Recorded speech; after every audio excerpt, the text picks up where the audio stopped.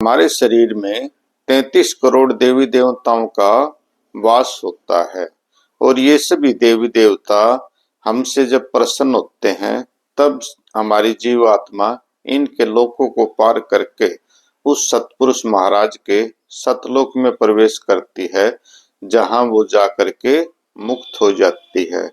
सतलोक में शरीरधारी जीव नहीं है, वहां पर केवल आत्माएं ही हैं। तो साहिब जी ने अपनी वाणियों के अंदर सतलोक का वर्णन किया है इस प्रकार। हे मारी हेली चाले बसो ने उस देश, जहाँ का बसा फिर ना मरे हेली चाले बसो ने उस देश। हे मारी हेली अग में निगह में दो धाम, 84 का तेरा फंदे कटे हेली चाले बसो ने उस देश।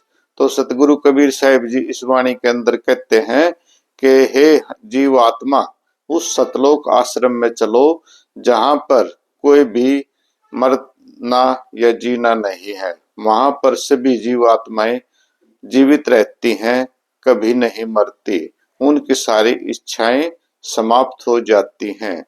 एक वहां मानसरोवर नाम का दरिया है जिसमें साधु महात्मा स्नान करते हैं। कोई भी जीव आत्मा जब वहां पर पहुंचती है, सबसे पहले मानसरोवर में स्नान करके तब सतलोक आश्रम में या सतलोक में प्रवेश करती है। तो हमारे जो सतलोक का वर्णन है वो किस प्रकार से किया गया है कि वहां झिलमिल झिलमिल हो रही है। और गरीबदास जी ने भी ब्रह्म वेदी के अंदर कहा है कि शब्द निवास आकाश वाणी यो सतगुरु का रूप है, चंदा सूरज नहीं पवन पानी, ना छाया ना धूप है। वहां का वातावरण बताया है, ना तो वहां चांद है ना सूरज है, और 24 घंटे यानी रात नहीं होती, वहां उजियारा चांदना ही चांदना रहता है। और ऐसा मौसम होता है जैसे कि धुंध छाई हुई होती है, और वहां बहुत सारे साधु महात्मा घूमते फिरते रहते हैं। सतपुरुष कबीर साहिब जी जो है एक बड़ी चट्टान पर बैठे हुए हैं, उनके सामने कुछ बहुत सारे ऋषि महात्मा बैठे हैं जिनको वो उपदेश दे रहे हैं। कोई भी जीव आत्मा वहां जा करके अपना रास्ता भूल जाती है और वहीं पर रह जाती है। यदि किसी जीव आत्मा को अपना घर अपना शरीर याद आ जाता है तो वह वापस उस शरीर में अपने गुरु की मदद से आ सकती है। तो उस लोक का वर्णन ऐसा है कि वहां पर आदमी जाने के बाद सारी सुख सुविधाएं महसूस करता है और उसे किसी प्रकार की कोई परेशानी या कष्ट नहीं होता। और जीव आत्मा जो है संसारिक 84 लाख प्रकार के जीवों में जन्म मरण लेने से मुक्त हो चुकी होती है। तो एक वाणी में और कबीर साहिब जी ने फरमाया है, साधो है मुर्दा का देश एक संतों का देश निराला, संता का देश निराला है संतों का देश निराला, साधो है मुर्दों का देश एक संतों का देश निराला। इस संसार को मुर्दों का देश बताया गया कि जो भी यहाँ जन्म लेता है वो काल का भोग है और सभी के सभी जीवों को मरना पड़ता है। परंतु वो संतों का देश, ये वो सतलोक जो है एक निराला एक ऐसा देश है जहाँ पर जीवात्माएं कभी नहीं मरती और उनको सारे प्रकार की सुख सुविधाएं मिलती रहती हैं। तो वहां पर जो है साहिब जी की ही चलती है। अगर कोई जीवात्मा वापिस आना चाहे तो वापिस भी आ सकती है और जन्म मरण के बंधन से मुक्त हो जाती है। परंतु अपनी कोई ड्यूटी अगर उसकी बाकी रह रही है तो वो वापिस भी आ सकती है। कई बार कई व्यक्ति प्रश्न पूछते हैं कि भाई मरने के बाद व्यक्ति को अगला जन्म कौन सा मिला कैसे पता लगाएं?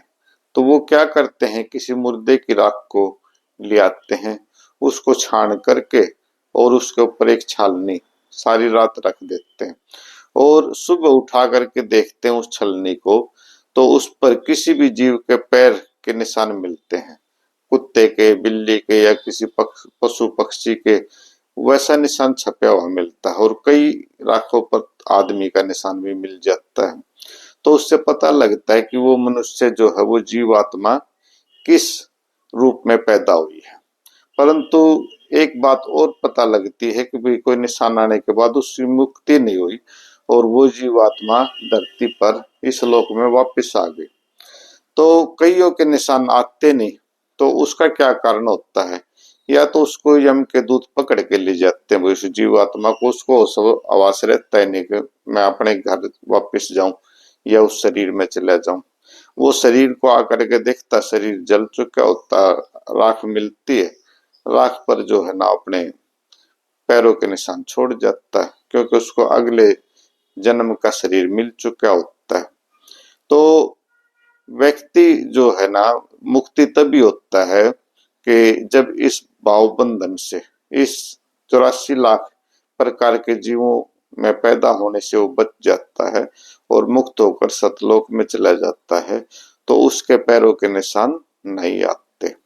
तो हमें जो है साहिब जी की भक्ति करनी चाहिए और साहिब जी का ध्यान, क्योंकि सतपुरुष कबीर साहिब का शब्द सार नाम ही हम जीवों को इस भवजाल से, माया जाल से मुक्ति दिला सकता है और किसी भी मंत्र में इतनी शक्ति नहीं है कि वो आपको भूत विद्या से बचा सके या जीवन मरण के चक्रव्यूह से मुक्ति दिला सके। तो वीडियो देखने के लिए आप सभी दर्शकों का दिल से धन्यवाद। बोलो साधो सात साहिब।